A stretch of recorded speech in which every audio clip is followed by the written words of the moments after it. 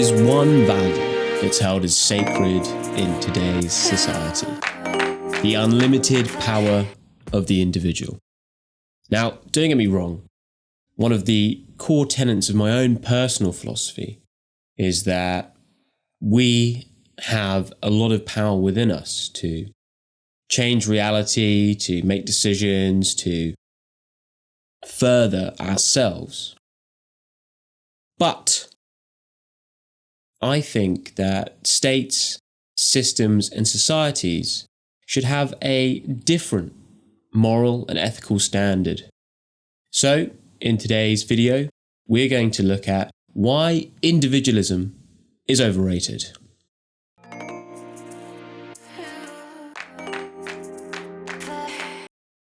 So let's start with a relatively complex question.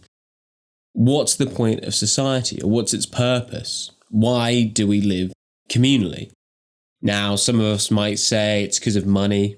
If we all had unlimited funds, we'd all get that small hold, live on farmlands away from everyone else. Some might say, well, human beings need it. We're social animals. And you political philosophers might start quoting Hobbes and Locke at me and say, well, hey, listen, it's all about social contract theory. But we'll look into that, I'm sure, in a later video. For me, society really has to serve two purposes. The first are to take care of humanity's basic needs, and the second is to enable and encourage us to solve bigger and better problems that maybe we couldn't solve by ourselves. To put it basically, the systems that we have in society should be there to encourage cooperation. But to me, it seems like they aren't.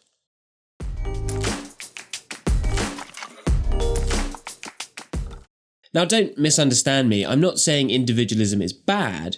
What I'm saying is that it's overrated. Kind of like the Sex Pistols. Great for their time, but now, you know, with a bit of hindsight, are they that good? Do I buy Country Life butter because it's British? And part of the reason why individualism is so highly rated is because of, I think, how it's done so well for things like civil rights. Ultimately, a lot of these questions about sexual identity, gender, and race come down to, well, if it's not hurting anyone else, then what's the big deal? Similarly, the formation of the middle class, thanks to capitalism, has been fantastic.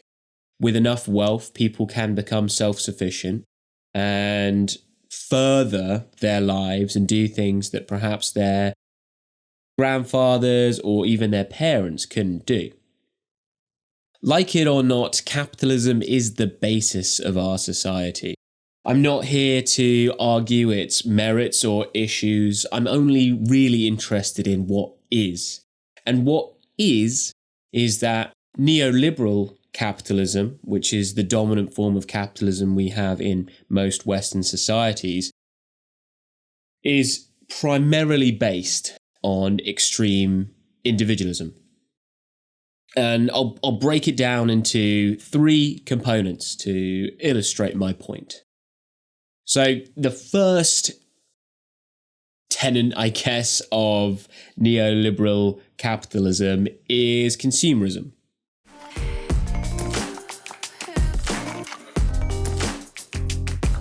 I recently got a job at Papa John's and have been receiving a load of compliments about the uniform.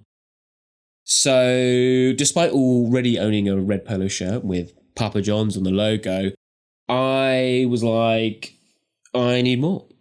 So, I spent about 90 minutes of my life force trawling through Vinted, looking at basically the exact same polo shirt again and again and again, until I found one that I felt, yeah, this truly expresses my unique and special identity. Here it is. Hello there. And there are two major issues with how I decided to spend my time. The first is like, how much fucking difference is there really between these various polo shirts? Ultimately, they're all like block color. The only real difference is that one says boss on it, or I don't know, whatever brand that you've decided to associate yourself with. And in fact, it's worse than that. So there was a study conducted that looked at people's selfishness when they were shown advertisement for luxury goods. And it was found that the people who consumed more luxury good advertising became more selfish and acted within their own self-interest to a much higher degree than those who didn't. And that blew my mind when I read that study. I couldn't believe it. To know that these sorts of content that we're consuming through that advertising is directly affecting our ability to relate and have compassion with others, surely is a terrifying reality of life. Because if you think about how many adverts you see per day, I think people have said it's between like 3,000 and 5,000. All of this is going into your brain. And the majority of advertising that you see will promote you and your sense of self, rather than looking at society and what you can do and how you can contribute to some sort of bigger and better overall goal. It will be about promoting you. If you look at car adverts, you'll see cars just driving by themselves because it's about you and your identity. You will change as a person if you get this new vehicle. But the truth is, you won't. You'll probably spend most of your time in the car, in traffic, surrounded by loads of other people. The second major issue is what identity is expressed by this polo shirt other than Nate decided to wear a polo shirt today. It's maybe an endless well of discourse and therefore completely meaningless. To me, until I decided to make polo shirts my new identity, I just associated them with PE in primary school. You might associate them with polo. You might associate them with, I don't know, Essex lads who do up all the buttons and have sleeves. Everyone will have their own interpretation of that action. And my point is that though I've attempted to kind of control that perception of myself through what I wear and these choices that I make, I really have no ability to influence that perception because people have all sorts of their own subjective realities and experiences that they're bringing to this polo shirt.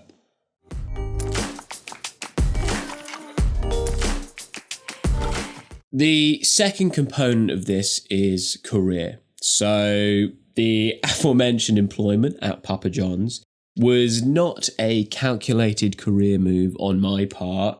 I was made redundant, and due to an NDA, I can't really speak too much about that. But we are not rewarded by companies, and by extension the ideologies that they promote, with things like loyalty or things that benefit a collective like self-sacrifice and altruism.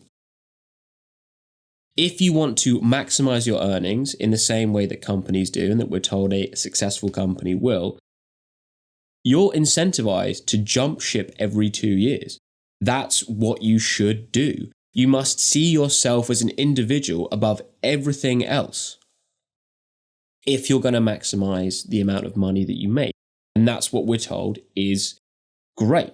Despite the fact that companies can't operate as well with a high staff turnover,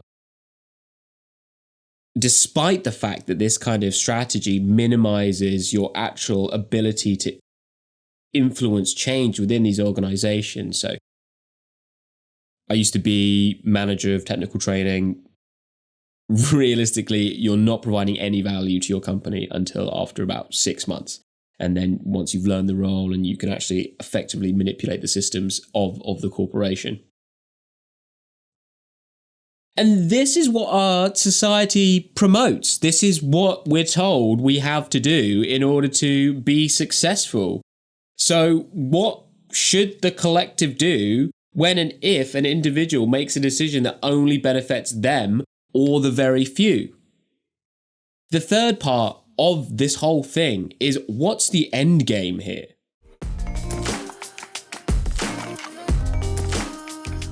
If I asked most of you, would you like to be a billionaire? You would say yes, absolutely, of course. I'll press my magic billionaire button and you will instantly become a billionaire. I would choose that as well. But that, ironically, reeks of insanity. We're all trying to achieve this concept of wealth. But why? There's research that's been done on this, and it's found that satisfaction and contentment with life doesn't increase beyond a certain salary point. In fact, if you look at like wealthy people, they're very rarely happy and content. All they do is want more. And you can kind of see why. If you're a billionaire and you have more money than 99.99999% of people, you're unrelatable. You seek experiences that are blocked off to everyone else. You can't really spend time within a community. Not only because your brain is affected by it and you can't really relate to someone because you're like, well, why don't you just do X? Why don't you just hire a cleaner if you've got a dirty house? Why don't you just get a personal trainer if you're not feeling, you're not feeling fit? But similarly, they will look at you differently as well.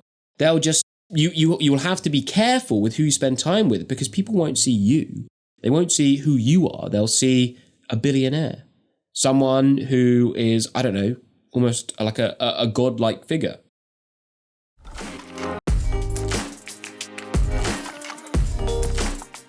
Individualism is overrated. Now, it's solidly an A-tier value to have. Snap pick for a lot of moral and ethical dilemmas that I think exist in today's society. But it isn't the S tier that society deems it is. It should be rated as equal with things like community, or seeking similarities with others and building a group identity, creation as opposed to consumption, and collectivism, priority of the group over the individual. Now, it's a balancing act, right? We have to be able to maintain our own sense of self, but also in a way that helps the group. Society will only improve if we change how we see it and alter our expectations. Now, I love this quote from, oh my goodness, is it Gilles? Maybe? Gilles Deleuze. I want to call him Giles, but he's French. It's Deleuze. And that's, there's no need for fear or hope, but only to look for new weapons. So I've got some weapons for you. Remove the sense of value you gain from being better than other people. And do this by reflecting on the decisions that you make. Why did you choose to purchase this, or why do you do X, Y, or Z? And be honest with yourself. If you're like, I do it to be better than others, reflect on that. What is it that you think you're lacking? I'd also recommend joining a real life community, going out and speaking to actual people and hearing actual opinions. We spend so much time online, and that really enhances our own sense of being an individual, trapped in these rooms where our online persona is who we are. Touch grass, man. It's great. And then finally, and ironically, build a strong sense of yourself. Understand what means a lot to you and what doesn't mean anything. And then just focus on the things that mean something to you. And if people tell you otherwise, maybe explore it. Try and get to the bottom of where they're coming from. But try and stop yourself from being so influenced.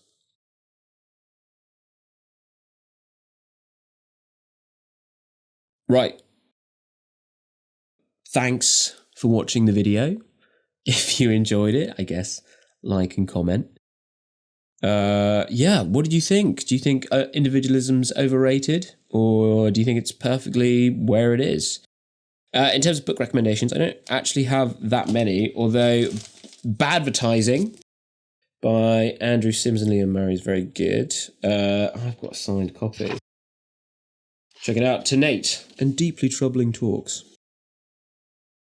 The other thing is that my boss, Kid Villain, will be performing at the Fiddler's Elbow on the 28th in a battle rap against the infamous Max Tatum. I will be there selling these very cool sticker sheets. Ooh la la, there's only 50 available. And once they're gone, I probably won't be making any more. So yeah, thanks for watching the video.